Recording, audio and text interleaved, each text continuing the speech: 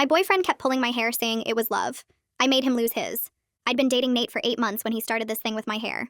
Before that, we were actually good together. We'd meet up after our shifts at different restaurants downtown, grab late-night tacos from this truck that stayed open till 3 a.m., and just talk about everything. He was funny, had this whole stand-up routine he'd practice on me about working in kitchens, and my friends actually liked him, which was rare. We'd been talking about moving in together, had even looked at a few places near the university district. His mom loved me, kept inviting me to Sunday dinners. Everything was heading somewhere real until this one night in February. We were at his place watching some comedy special, and he gave my ponytail this sharp tug out of nowhere. First time, I laughed it off, figured he was being playful. The second time that week, I told him to stop because it actually hurt. He said it was his way of showing affection, like how some couples had their special thing. I told him my thing was not having my scalp attacked.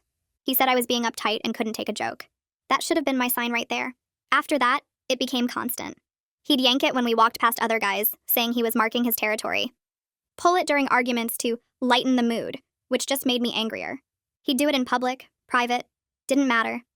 Once at his buddy Tyler's birthday party, he grabbed a fistful while I was mid-conversation with Tyler's girlfriend about her new job and pulled so hard my eyes watered. Everyone saw. When I got mad, he announced to the whole room I couldn't take a joke and was always so serious. Tyler's girlfriend looked uncomfortable but didn't say anything.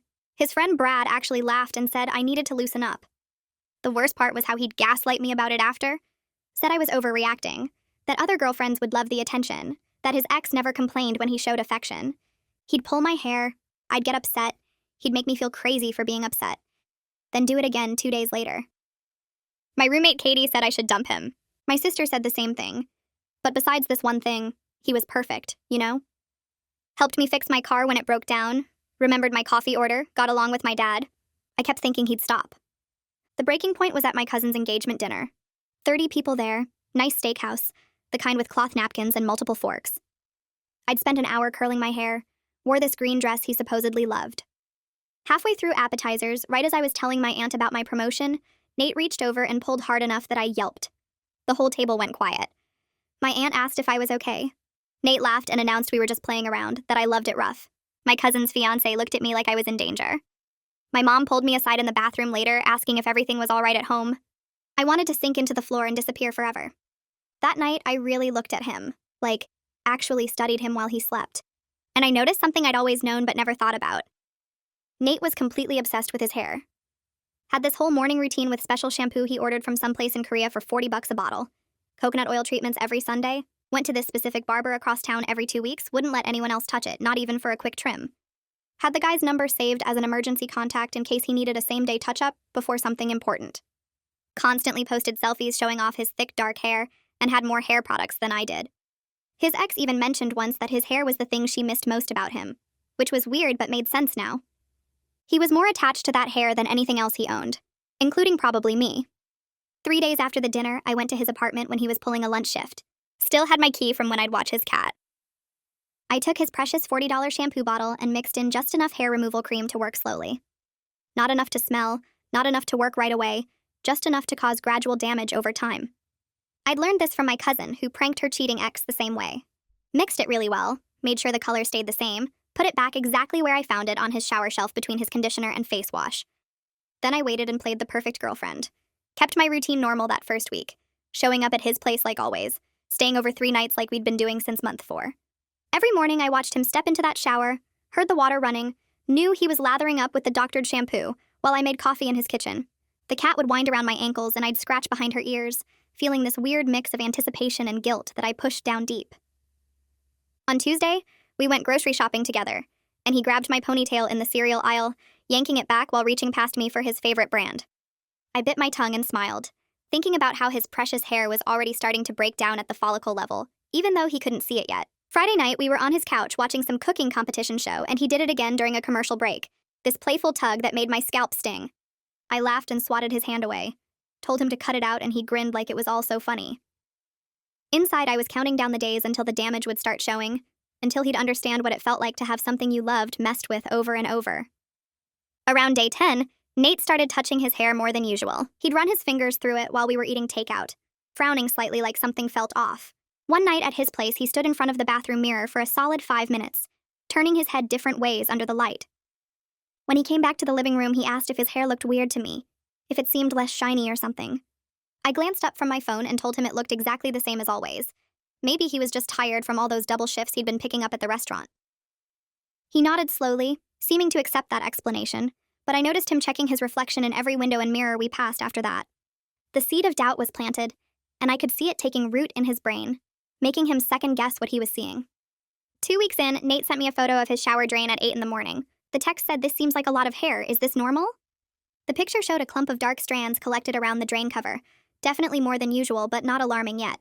I texted back that everyone sheds hair all the time, especially in the shower, and that seasonal changes could affect it. I mentioned that my cousin lost a bunch of hair one spring from stress, and it all grew back fine. He seemed satisfied with that answer, but sent me 3 more drain photos over the next few days, each one showing a bit more hair than the last. I kept reassuring him it was normal, totally fine, nothing to worry about, while watching the damage I'd caused spread slowly through his scalp. The hair removal cream was working exactly like my cousin said it would, breaking down the hair shaft gradually so it looked like natural shedding instead of sudden loss. The selfie obsession started around week 3. Nate's camera roll became filled with pictures of his head from every possible angle, trying to document whether his hairline was receding or if the crown was thinning. He'd take shots in different lighting, comparing them side by side, zooming in to examine individual areas. I'd be sitting next to him on the couch and he'd suddenly hold up his phone, asking me to look at 2 nearly identical photos and tell him if I saw a difference. I'd squint at the screen and say they looked the same to me. Maybe the lighting was just different. He started carrying a small mirror in his jacket pocket so he could check the back of his head in the restaurant bathrooms, at work, basically anywhere with decent lighting. His co-workers must have noticed him constantly touching and checking his hair, but nobody said anything to me about it yet. I watched him spiral into this anxiety loop, checking and rechecking and checking again, never able to convince himself that everything was fine. It was the same kind of obsessive worry he'd caused me when he kept pulling my hair despite my protests. That constant low-level stress of knowing something bad would happen again, but not knowing when. 3 weeks after I'd mixed the hair removal cream into his shampoo, the damage became obvious enough that other people started noticing. I was doing prep work in the kitchen at my restaurant when Hyun came up to me during a slow afternoon shift. He kept his voice low and asked if Nate was okay, said he'd seen him at the grocery store yesterday, and his hair looked kind of patchy and thin in spots. I wiped down the counter and told Han that I'd noticed too, but Nate wouldn't really talk about it, got defensive whenever I brought it up. Hyun nodded and said, maybe Nate should see a doctor because hair loss that fast wasn't normal for a guy his age. I agreed that was probably a good idea, suggested Hyun mention it to him directly, since Nate might listen to another guy better than he'd listen to me. After Hyun walked away, I felt this twist in my stomach, the first real pang of guilt since I'd started this whole thing. Other people were noticing now, which meant it was getting serious, which meant I'd actually succeeded in hurting him the way I'd intended. Nate called Sebastian that same afternoon, begging for an emergency appointment even though his regular cut wasn't scheduled for another week. Sebastian somehow squeezed him in late that evening, probably because Nate sounded so panicked on the phone. Nate left straight from his shift at the restaurant, texting me that he'd meet me at his place after. I waited at his apartment for almost 3 hours, watching TV with the cat and trying not to think too hard about what Sebastian might tell him. When Nate finally came through the door, his face was completely pale, and his eyes looked red like he'd been crying. He sat down next to me without saying anything for a minute, just staring at his hands. Then he told me Sebastian said his hair was breaking off at the roots, showing signs of serious chemical damage, but couldn't explain how it happened since Nate swore he hadn't used any new products or changed his routine. Sebastian suggested seeing a dermatologist because whatever was causing this wasn't normal and definitely wasn't stress-related like Nate had been hoping. I put my arm around him and asked what he wanted to do. Nate said he didn't know, that Sebastian had never seen anything like this before and seemed genuinely confused. I suggested maybe the salon had used a bad product during his last visit, or maybe it was actually stress from work even though Sebastian didn't think so. Nate latched onto the stress theory immediately, saying he had been working a lot of doubles lately and wasn't sleeping well. He pulled out his phone and started Googling hair loss from anxiety, finding articles about telogen effluvium and stress-induced shedding. I watched him read through medical websites, completely missing the real cause sitting in his shower caddy 20 feet away. He spent the rest of the night researching stress management techniques and vitamins that supposedly helped with hair health, ordering supplements on his phone while I sat there feeling like the worst person alive. The guilt was getting harder to ignore, but I still couldn't bring myself to confess, not when he'd never really apologized for all those times he'd hurt me. Katie figured out something was wrong when I came home that Friday night and went straight to my room without talking to her. She knocked on my door after about 20 minutes and asked if I wanted to get pizza and watch something. I said I wasn't hungry, but she came in anyway, sitting on the edge of my bed and asking what was going on. I tried to brush it off, but Katie knows me too well, kept pushing until I finally broke down and told her everything. I explained about the hair removal cream, about watching it work over the past month, about Nate's appointment with Sebastian. Katie's face went through about 5 different expressions while I talked, ending on this mix of shock and disappointment that made me feel even worse. She said this was way beyond petty revenge, that I should have just dumped him instead of sabotaging his health like this. I tried to defend myself, but the words sounded weak even to my own ears. I started listing every time Nate had pulled my hair, every public humiliation, every time he'd gaslit me about my own pain. I told Katie about the engagement dinner, about my mom pulling me aside in the bathroom, about feeling so violated and disrespected for months while he acted like I was overreacting. Katie listened to all of it without interrupting, her face getting sadder as I went through the whole history. When I finished, she was quiet for a minute before saying that 2 wrongs don't make a right, that I could have left him anytime.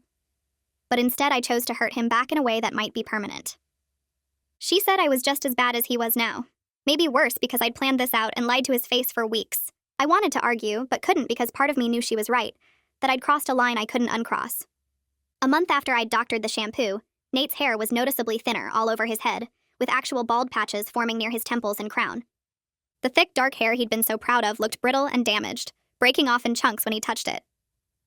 He stopped posting selfies completely, which was huge because his social media had been full of them before. He started wearing baseball caps everywhere, even inside his apartment, even to bed sometimes. The first time I saw him in a hat indoors, I felt this punch to my chest, because Nate never wore hats. Said they messed up his hair and ruined his whole look. Now he was hiding under them constantly, pulling the brim down low whenever we went out in public. His whole personality had changed along with his hair, going from confident and outgoing to quiet and withdrawn. I'd wanted him to understand how I felt when he kept violating my boundaries, but watching him lose himself along with his hair made me realize I'd destroyed something I couldn't fix.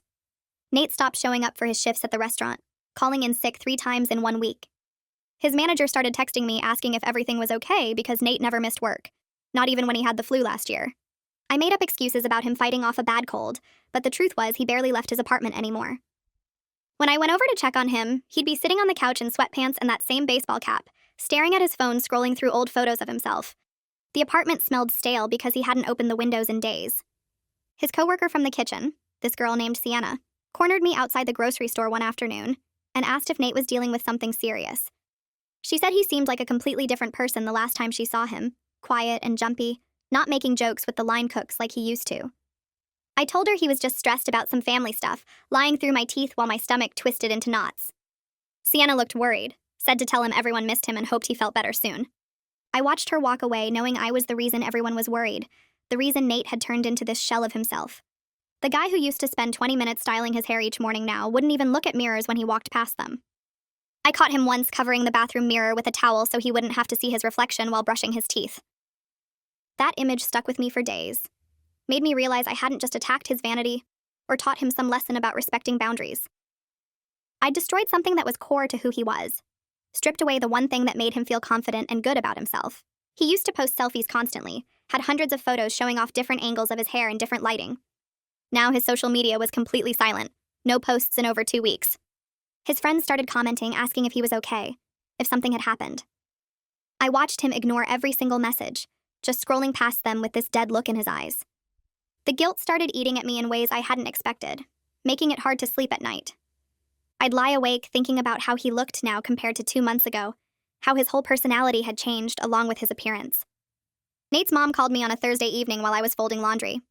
Her voice sounded worried, said Nate had canceled the last 2 Sunday dinners without explanation, and wouldn't answer when she asked what was wrong.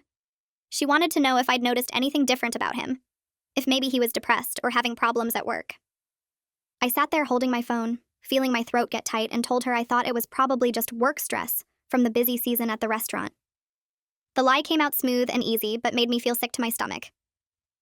She asked if I could talk to him, try to get him to open up, said she was really concerned because this wasn't like her son at all. I promised I would and hung up feeling like the absolute worst person on the planet. She trusted me, thought I was good for her son, had no idea I was the entire reason he was falling apart.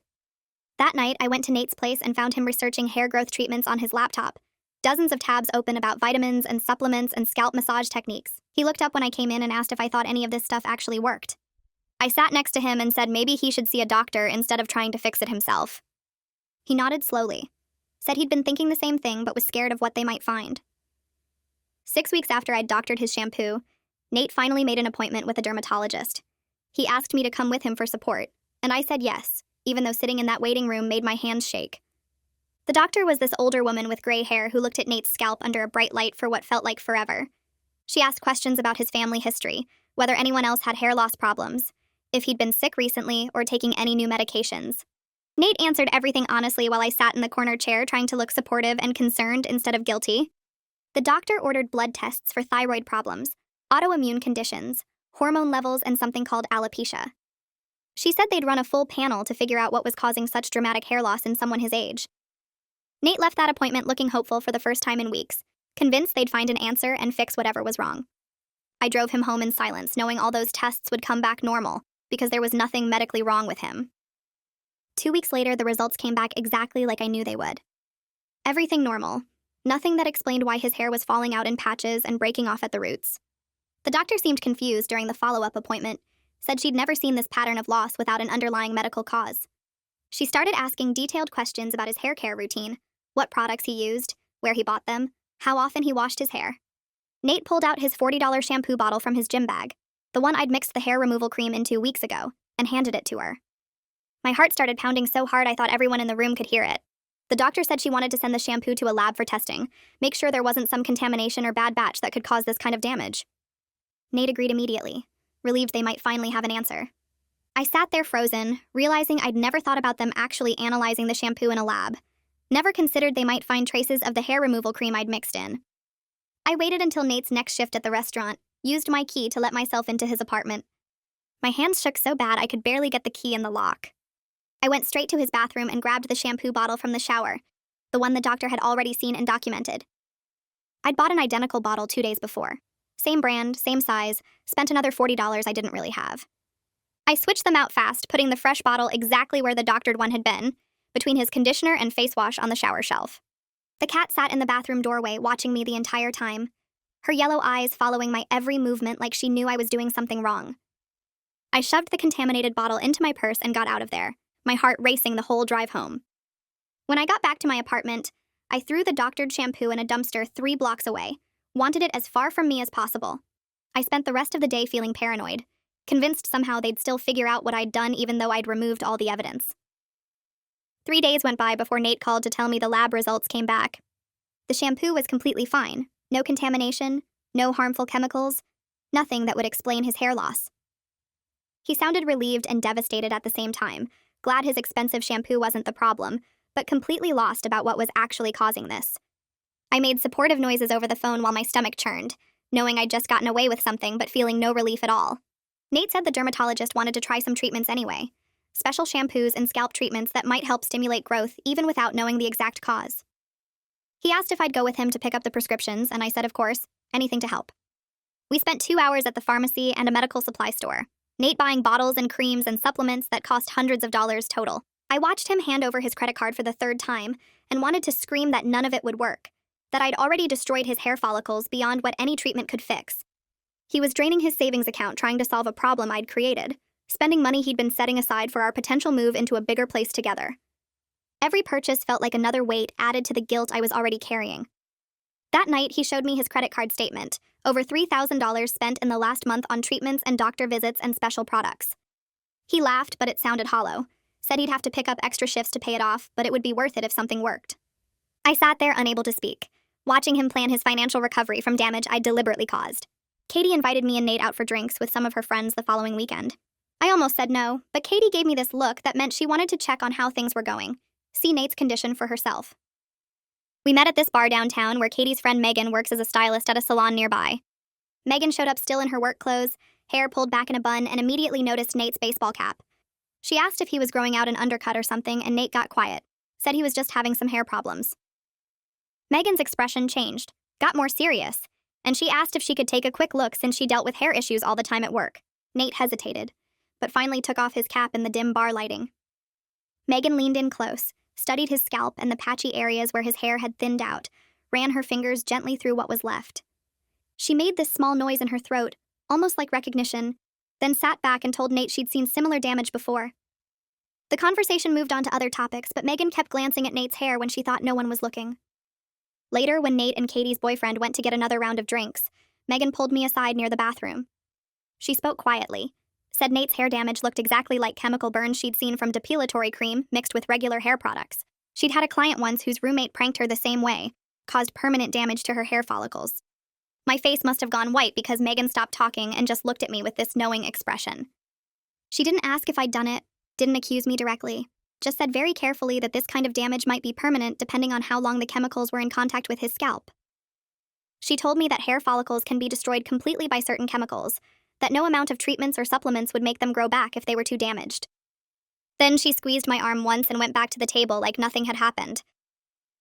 I stood there in the hallway between the bathrooms, my whole body cold, realizing that Megan knew or at least strongly suspected what I'd done. She'd recognized the damage pattern immediately, had probably figured out the timeline based on when Nate's problems started. Now someone else carried my secret whether I wanted them to or not. I drove home from the bar that night, gripping the steering wheel so tight my knuckles went white. Megan knew. Maybe she didn't have proof, but she'd seen enough chemical burns from hair products to recognize the pattern on Nate's scalp. I kept replaying her careful words about permanent damage, about follicles that might never grow back. She hadn't accused me directly, but the way she'd squeezed my arm and walked away felt like a warning. I got back to my apartment around midnight, and Katie was already asleep. I went to my room and lay on my bed fully clothed, staring at the ceiling. Every time I closed my eyes, I saw Nate's patchy scalp under the dim bar lighting, saw Megan's knowing expression. I'd wanted him to feel what I felt when he pulled my hair in public, wanted him to understand violation and humiliation.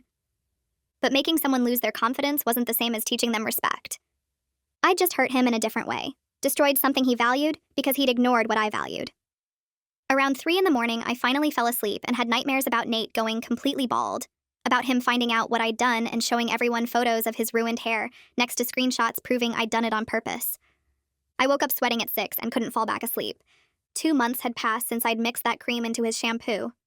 Nate's hair had stopped falling out as dramatically, but what remained looked awful. Thin strands that broke if he touched them too much, patchy areas where his scalp showed through, an overall texture that reminded me of damaged straw. He'd gone from someone who spent 20 minutes styling his thick dark hair every morning to someone who wore baseball caps everywhere and avoided mirrors. The confident guy who posted selfies constantly had deleted his social media apps. His whole personality had changed along with his appearance. We went to his apartment one evening to watch a movie, and I noticed he'd taken down all the photos from his walls, the ones where his hair looked perfect. He caught me looking at the empty spaces and said he couldn't stand seeing himself that way anymore. I asked if his hair was getting any better, and he shook his head, said the dermatologist told him the damage seemed to have stabilized, but the recovery would be slow. He didn't pull my hair anymore. Not once in those 2 months. But it wasn't because he'd learned to respect my boundaries like I'd hoped. He was too depressed to be playful at all. The guy who used to grab me and spin me around when I came through the door now barely looked up when I arrived. He'd stopped making jokes, stopped doing his kitchen stand-up routine, stopped suggesting we go out anywhere. We'd order takeout and eat in silence while some show played that neither of us really watched. His apartment felt heavy, like the air itself was sad. I realized one night while sitting on his couch that I didn't recognize us anymore. This wasn't the relationship I'd been in 4 months ago. We barely talked beyond basic logistics about when we'd see each other next. He barely left his apartment except for work shifts and even those he'd started calling in sick for. I was carrying this massive secret that made my chest feel tight every time I looked at him. The guilt sat in my stomach like a rock, getting heavier each day. I'd thought revenge would make me feel better, would balance things out somehow. Instead, I just felt worse, trapped in this relationship where I had to pretend to be supportive while knowing I'd caused everything he was going through. Katie asked me regularly when I was going to end things, and I kept making excuses, said I couldn't dump him while he was already struggling so much. She pointed out that I was the reason he was struggling, which made staying even worse. Brad organized a guys' night the following weekend to try to cheer Nate up. Him and Tyler and a few other friends took Nate out to a sports bar to watch some game. I stayed home hoping maybe being around his friends would help him feel more normal. Brad's roommate Zach texted me around midnight asking if I was still awake. When I said yes, he called me instead of texting back. He sounded uncomfortable, said he needed to tell me something about the guys' night. Apparently Nate had gotten drunk and started crying in the bathroom. Zach had gone to check on him and found him staring at his reflection, talking about how his hair was the one thing he'd always been confident about. Said he'd never been good at sports or particularly smart, but at least he'd had great hair. Now he felt like he had nothing. Zach said it was hard to watch, that Nate seemed really broken. He asked if I knew what was going on with Nate medically, if there was something serious the doctors had found. I lied and said I didn't know, that Nate wouldn't talk to me about it much. Hearing that Nate had cried to his friends about his hair made something crack open inside my chest. I sat on my bed after Zach's call and felt physically sick. I'd wanted Nate to understand how his actions affected me, wanted him to feel as small as I'd felt at that engagement dinner. But instead, I just destroyed him in a different way that had nothing to do with learning or growth. He wasn't thinking about respecting boundaries or considering other people's feelings. He was just sad and broken and obsessing over his appearance the same way I'd obsessed over the pain in my scalp every time he yanked my hair. We'd both just hurt each other and learned nothing. I opened my laptop and started researching hair loss treatments, looking for anything that might reverse chemical damage. Most medical websites said the same thing. If hair follicles were badly burned by chemicals, the damage could be permanent. Some follicles might recover over months or years with expensive treatments, but others would never produce hair again. The only real solution for severe cases was hair transplants, which cost thousands of dollars and required multiple procedures. I found forums where people discussed similar damage from chemical accidents, and the recovery stories were depressing. Years of treatments with minimal improvement. I clicked through page after page, reading about scarred follicles and dead roots, about how some chemicals literally destroyed the cells that made hair grow. By 2 in the morning, I'd learned more about hair biology than I ever wanted to know, and all of it confirmed what Megan had warned me about. I might have permanently destroyed Nate's hair. Nate mentioned during our next dinner together that he'd been researching hair systems. He showed me websites selling realistic hair pieces that attach to your scalp, said they looked pretty natural in the photos. Then he asked me very quietly if I'd still be attracted to him if he had to wear one. His voice cracked a little on the question. I looked at his face, at the hope and fear mixed together in his expression, and felt like the worst person who'd ever existed. I told him of course I'd still be attracted to him. That hair didn't matter. He smiled for the first time in weeks, said he'd been scared to ask. Then he reached across the table and took my hand, said I was being so supportive through all this. I squeezed his hand back and wanted to disappear into the floor. Everything I said felt like a horrible lie. I told him I'd love him no matter what, which was technically true, but also completely false because I was the reason he was sitting there asking if I'd stay with him through his hair loss. He teared up and came around the table to hug me, said I was the only good thing in his life right now, that he didn't know what he'd do without me. I hugged him back and felt his shoulders shake slightly, felt him holding on to me like I was keeping him from falling apart. The guilt was so heavy I could barely breathe. Katie cornered me in our kitchen 2 days later while I was making coffee before my shift. She'd been quiet around me for weeks, but now she looked angry. She said she couldn't watch this anymore. Couldn't watch me pretend to be Nate's supportive girlfriend while hiding what I'd done. Said it was making her physically sick to see me comfort him about a problem I'd created. I tried to defend myself. Said the situation was complicated, that I couldn't just confess now when he was already so fragile. Katie cut me off and said that was exactly why I needed to either confess or break up with him. Watching me lie to his face every day while he thanked me for standing by him was too much. She said if I didn't tell him the truth or end things within 2 weeks, she'd tell him herself. She wasn't going to be part of this anymore. I stared at her and felt panic rising in my throat. I begged her not to say anything, promised I'd figure out how to make this right. She shook her head and said there was no making it right. There was only being honest or continuing to lie. 2 weeks. Then she'd tell him everything. I grabbed her arm before she could leave the kitchen and asked her to please give me more time. Katie pulled away and said she'd already given me months of time while I played supportive girlfriend to someone I'd deliberately hurt. She asked how I could stand there every day watching Nate fall apart and not feel sick about it. I told her I did feel sick about it, that I could barely sleep anymore thinking about what I'd done. She said then I needed to do something about it instead of just feeling bad. I promised her I'd figure out how to make it right within her 2-week deadline. Katie looked at me for a long moment and said she hoped I meant that, because she couldn't keep this secret anymore. It was eating at her too. She walked out of the kitchen and I stood there alone, feeling the walls closing in.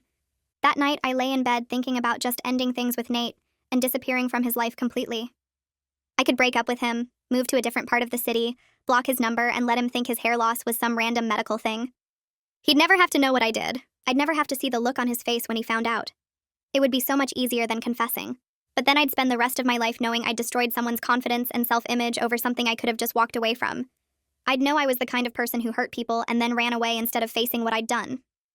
The thought of carrying that secret forever made me feel hollow inside. 3 days later, Nate got a text from Tyler asking him to be a groomsman in his wedding next spring. Nate stared at his phone for a few minutes, then put it down without responding. I asked if he was going to text back, and he said he didn't know what to say. Tyler's girlfriend reached out to me the next day and said Tyler was really hurt that Nate hadn't responded about the wedding. She asked if everything was okay between them. I said Nate was just dealing with some personal stuff right now. She said Tyler really wanted Nate in the wedding party. They'd been friends since high school. I told her I'd talk to Nate about it.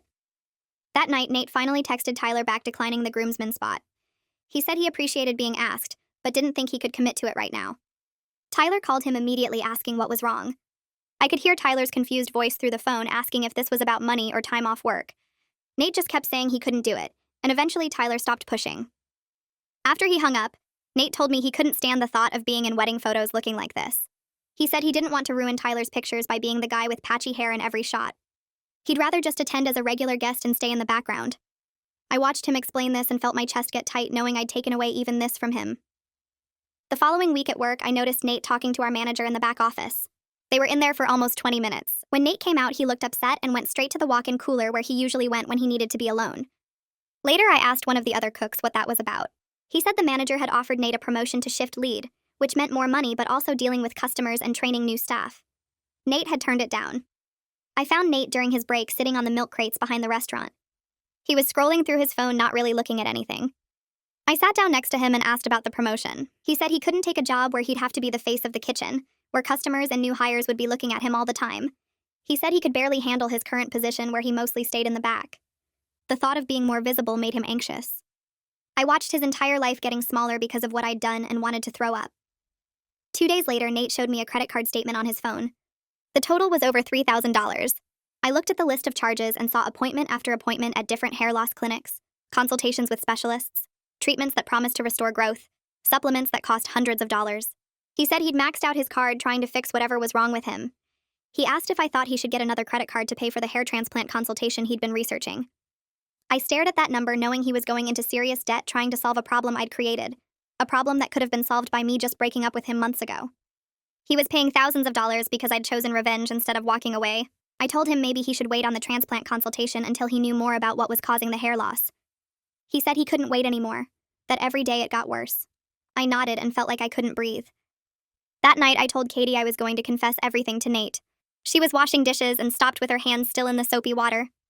She asked if I was really ready to do that. I said I didn't think I'd ever be ready, but I couldn't keep doing this to him.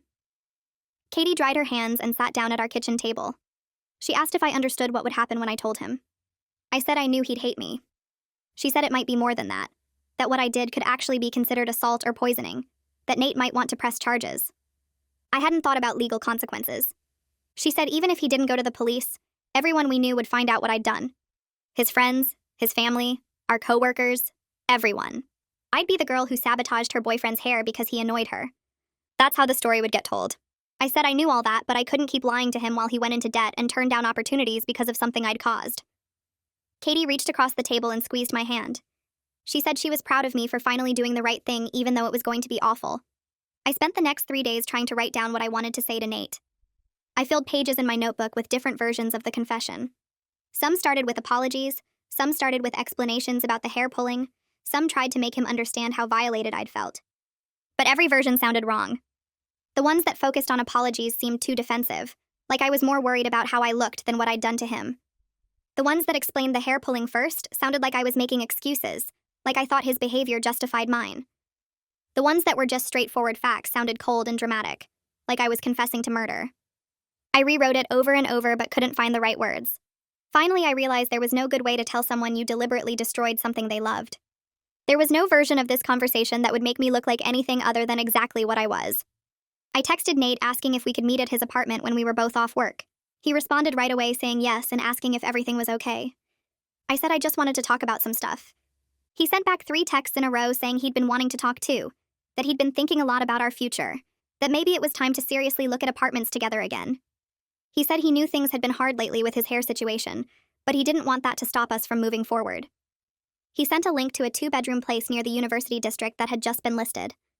My stomach dropped reading his messages. He thought I wanted to meet to talk about moving in together. He was excited. I put my phone face down on my bed and tried not to cry. The day of our meeting, I got to Nate's apartment first. He'd cleaned up, actually cleaned, which he rarely did. There were fresh flowers on his coffee table, and he'd put out snacks like this was some kind of special occasion. He hugged me when I came in and seemed lighter than he'd been in weeks. He asked if I wanted something to drink, and I said just water. We sat down on his couch, and he immediately pulled out his phone to show me more apartment listings. He'd made a whole folder of places in our price range. I watched him scroll through them, talking about which neighborhoods had the best restaurants, which places allowed cats so we could get one together, how we could split the rent and still save money. His face was more animated than I'd seen it in months. I let him talk for a few minutes because I knew everything was about to change. I finally interrupted him and said I needed to tell him something about his hair. Nate's expression shifted from excited to confused. He put his phone down and asked what I meant. I took a breath and said I knew why his hair was falling out, that it wasn't medical or stress or bad products. I watched his face as I explained what I'd done to his shampoo, how I'd mixed in hair removal cream after the dinner at my cousin's engagement party, how I'd been lying to him for months. His expression went through stages. First confusion, like he didn't understand what I was saying. Then suspicion, like he thought I was making a weird joke. Then horror as he realized I was serious. He stared at me and asked why I would do this to him. His voice was quiet and shocked. I tried to explain about the hair pulling, about feeling violated every time he did it, about how he never stopped even when I begged him to. But the words coming out of my mouth sounded pathetic compared to what I'd actually done. I'd permanently damaged his body because he wouldn't respect a boundary I could have enforced by just leaving. Nate sat frozen for maybe 30 seconds before the shock turned into something else. His face went red and he stood up fast enough that his phone fell off the couch onto the floor. He started yelling, asking how I could destroy his hair over something as stupid as playful tugging, asking if I was insane, asking what was wrong with me. I yelled back that it wasn't playful when he did it in front of my entire family at that dinner, when he humiliated me in front of 30 people and made my mom think I was in an abusive relationship. He said that was one time and I was being dramatic. I reminded him about Tyler's party and the grocery store, and every single time I asked him to stop and he didn't. He said those were jokes and I was too sensitive. I told him gaslighting me right now wasn't helping his case. Nate paced around his living room, pulling at what was left of his hair, and then stopped to face me. He said if I was that unhappy, I should have just broken up with him instead of sabotaging his body and lying to his face for months. He was right, and I knew it, but I also pointed out that he never stopped pulling my hair even when I begged him to, even when I cried about it, even when I explicitly told him it hurt. He said that didn't give me the right to chemically burn his scalp and destroy something he'd spent years taking care of. I said he didn't have the right to physically hurt me over and over while calling it love. He said I could have left at any time. I said he could have stopped at any time. We just kept going in circles with neither of us backing down. We went back and forth for over an hour, listing every way the other person had hurt us. I brought up how he made me feel crazy for having normal boundaries. He brought up how I smiled at him every morning knowing I'd poisoned his shampoo. I mentioned the time he pulled my hair so hard at his mom's house that I had a headache for 2 days. He mentioned how I watched him spend $3,000 on treatments for damage I caused. Every grievance we'd been holding on to came spilling out until we were both exhausted and hoarse from yelling. Nate finally sat back down on the couch and put his head in his hands. He said the hair pulling was wrong and he should have stopped the first time I asked him to. He said he knew he'd crossed lines and ignored my boundaries, and that made him a bad boyfriend. But then he looked up at me and said nothing justified what I did in return, that I'd become just as toxic as he was, maybe worse because I'd planned it out and executed it over months. Nate stood up and walked to his door. He opened it and told me to get out of his apartment and never contact him again. His voice was quiet now instead of angry, which somehow felt worse. He said he was going to tell everyone we knew what I did, and I deserved whatever social consequences came from that. He said his mom would be devastated, his friends would hate me, and everyone at work would know I was the kind of person who could do something this cruel. I grabbed my purse and walked to the door. I wanted to say something that would make this better, but there was nothing left to say.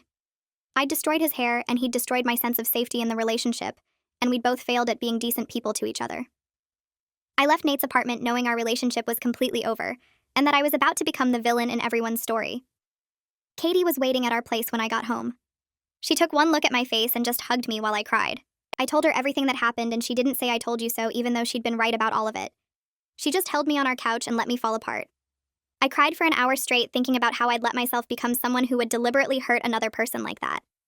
Katie eventually made me tea, and we sat in silence because there was nothing she could say to make me feel less horrible about myself. Over the next week, Nate told his friends and family what I did. His mom called me on Tuesday crying and asking how I could hurt her son like that after she'd welcomed me into their family. I tried to explain about the hair pulling, but she said that didn't matter, that what I did was unforgivable, and she never wanted to see me again. Brad sent me a text calling me a psycho and saying I was lucky Nate wasn't pressing charges. Tyler's girlfriend unfollowed me on all social media without saying anything. I watched my follower count drop as more people heard the story and decided I was the bad guy. Nate's version of events spread through our social circle fast, and I didn't even try to defend myself because what defense was there really?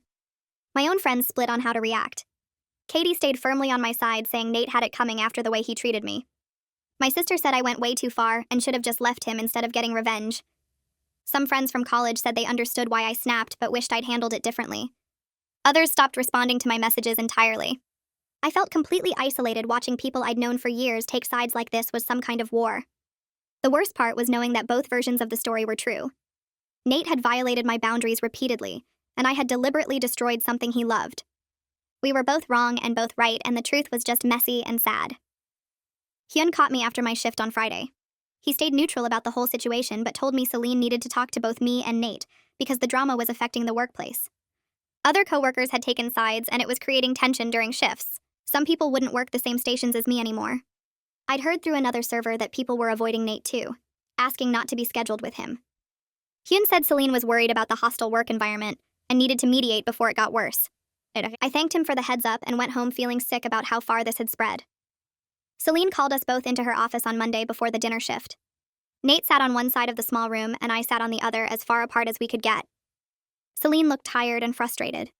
She said she didn't care about our personal drama, but it was affecting the restaurant and that couldn't continue. She made us agree to stay professional at work and keep our personal issues out of the building. We both nodded and agreed because we needed these jobs and couldn't afford to get fired. Nate wouldn't look at me the entire meeting. When Celine dismissed us, he left first, and I waited a few minutes before going to clock in. It was awkward and painful, but necessary. I knew we'd have to figure out how to work in the same building without speaking to each other. I heard through Katie, who heard through someone else, that Nate started seeing a therapist to deal with the body image issues and betrayal trauma. Part of me felt guilty that I'd caused damage serious enough that he needed professional help. Another part of me felt relief that he was actually getting help instead of just spiraling. I wondered if he told his therapist about the hair pulling, or if he only talked about what I did to him. I wondered if therapy would help him understand why ignoring someone's boundaries over and over was its own kind of violation. But mostly I just felt sad that we'd both hurt each other, so badly that we needed other people to help us process it. I scheduled my first therapy appointment the week after everything blew up at work. Found someone who specialized in relationship issues and conflict resolution. Figured I needed professional help understanding why I'd chosen revenge over just walking away. The therapist's office was in this older building near the arts district. Lots of plants in the waiting room and soft music playing. Her name was Dr. Anderson, and she had this calm way of asking questions that made me feel less like a terrible person. I told her everything during that first session, the hair pulling and the gaslighting and what I did to his shampoo. She didn't judge me or tell me I was right or wrong, just listened and asked me to think about what I was really angry about. Over the next few weeks, we worked through all of it. How I'd felt violated by someone who claimed to love me. How I'd wanted him to understand that feeling by attacking something he loved. Dr. Anderson helped me see that both things could be true at the same time. That Nate violated my boundaries repeatedly, and I responded by violating his body and trust. She asked me why I stayed so long after the hair pulling started, and I had to admit I kept making excuses because everything else seemed good. That was the hard part, realizing I'd ignored major red flags because I didn't want to admit the relationship was broken. We talked about why revenge felt satisfying in the moment, but didn't actually heal anything, just created new damage for both of us to carry. 3 months after I confessed everything to Nate, I ran into him at the grocery store on a Sunday afternoon. I was grabbing ingredients for dinner and turned the corner into the produce section, and there he was picking through avocados. His hair had grown back some, but it was still thin and patchy in spots, shorter than he used to keep it. He looked up and saw me, and for a second we just stared at each other. Then he nodded once and went back to the avocados like we were strangers who'd made brief eye contact. I grabbed what I needed from a different area and was heading to check out when he appeared in line behind me. We didn't speak until we were both outside in the parking lot and he said my name. I turned around and he looked tired, older somehow. He asked how I was doing and I said I was okay, going to therapy, trying to work through everything. He said that was good, and I asked how his hair was doing. He touched it automatically like he used to and said it was growing back slowly, but different from before. The texture changed in some spots. I told him I was sorry again and he said he knew. We stood there in the parking lot with our grocery bags and all this history between us, and I realized I didn't blame him for being cold. I'd destroyed something he loved, and no amount of apologizing would fix that. Nate mentioned he was moving to a different city for a better job opportunity, some kitchen manager position at a restaurant group in Portland. He said he needed a fresh start somewhere people didn't know about his hair situation or what happened between us. I understood that completely, how staying here meant always running into people who knew the story, always seeing the judgment in their eyes. He'd already given notice at his current job and was packing up his apartment next weekend. I asked when he was leaving, and he said 2 weeks, already had movers scheduled and everything. He looked relieved talking about it, like the move represented escape from all this mess we'd created.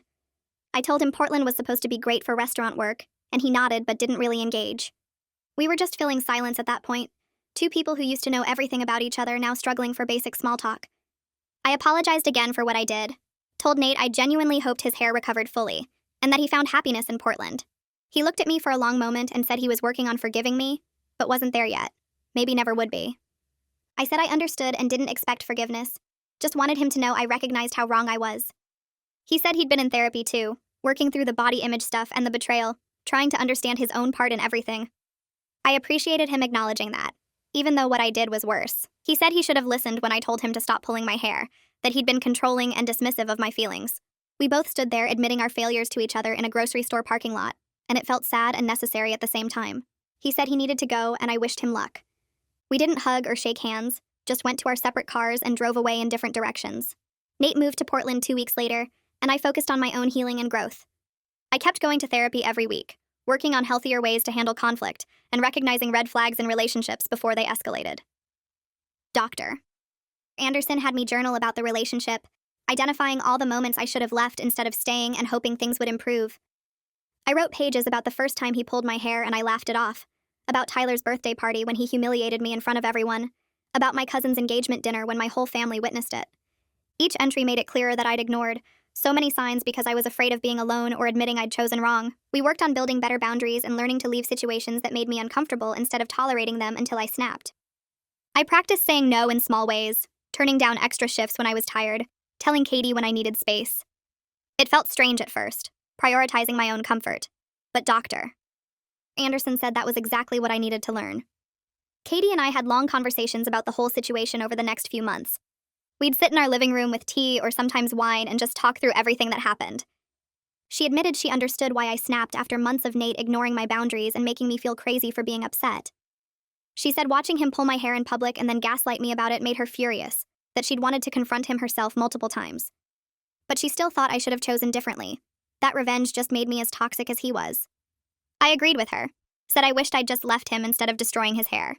So Katie asked what I would do differently now if I could go back, and I said I'd leave after the first time he pulled my hair and didn't stop when I asked.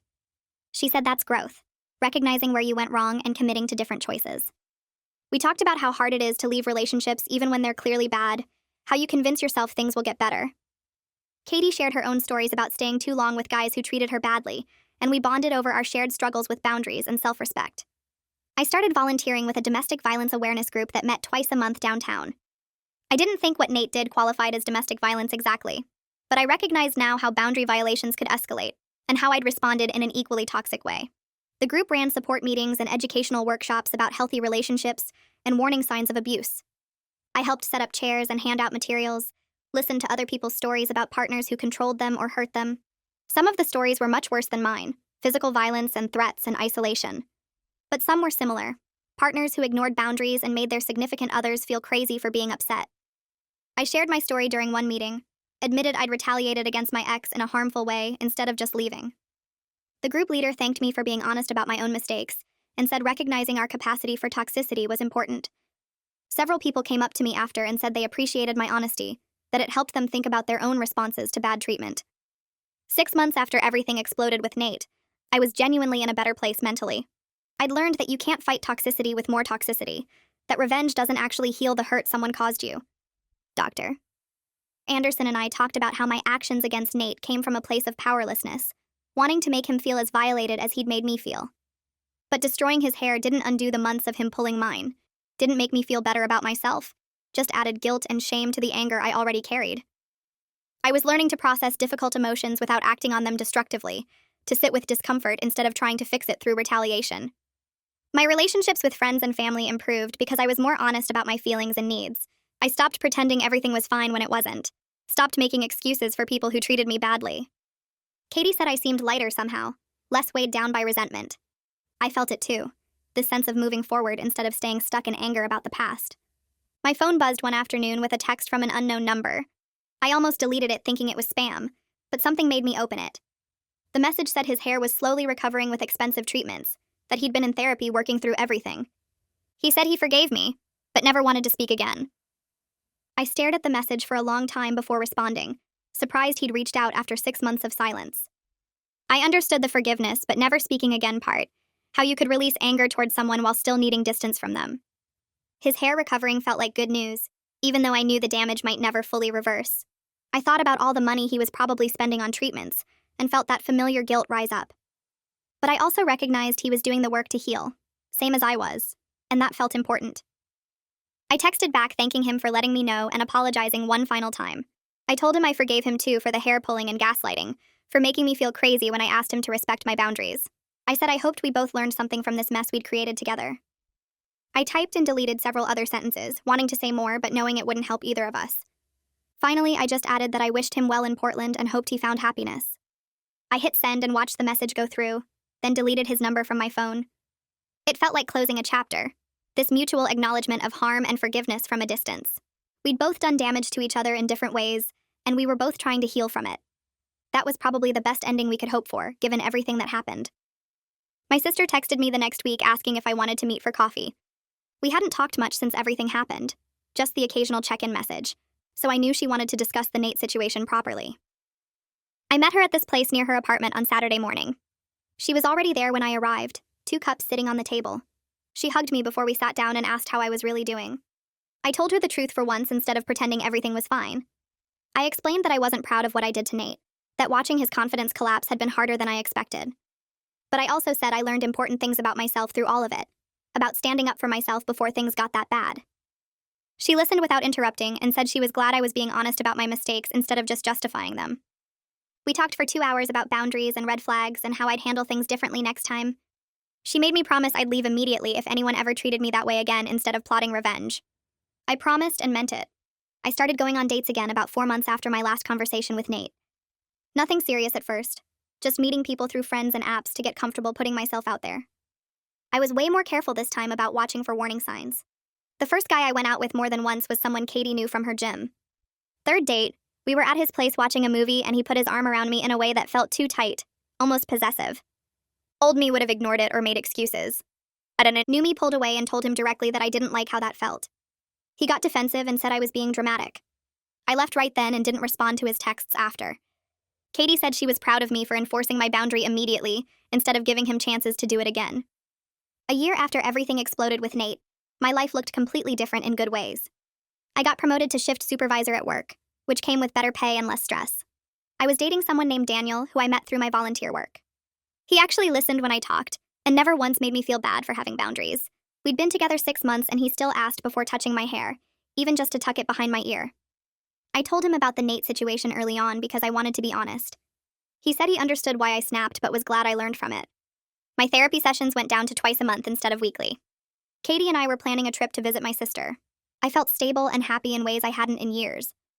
I still think about Nate sometimes when I'm doing random things like grocery shopping or driving past his old neighborhood. I hope he's happy wherever he ended up in Portland, that his hair recovered enough that he feels confident again. What we did to each other was ugly and painful, and brought out the worst in both of us. He violated my boundaries repeatedly, and made me feel powerless. I destroyed something he valued and lied about it for months. We both caused real damage to another person instead of just walking away. The whole experience taught me that revenge doesn't actually fix the hurt someone caused you, it just creates new hurt for everyone involved. You can't fight toxic behavior with more toxic behavior and expect to feel better about yourself after. I learned that lesson the hard way, but at least I learned it.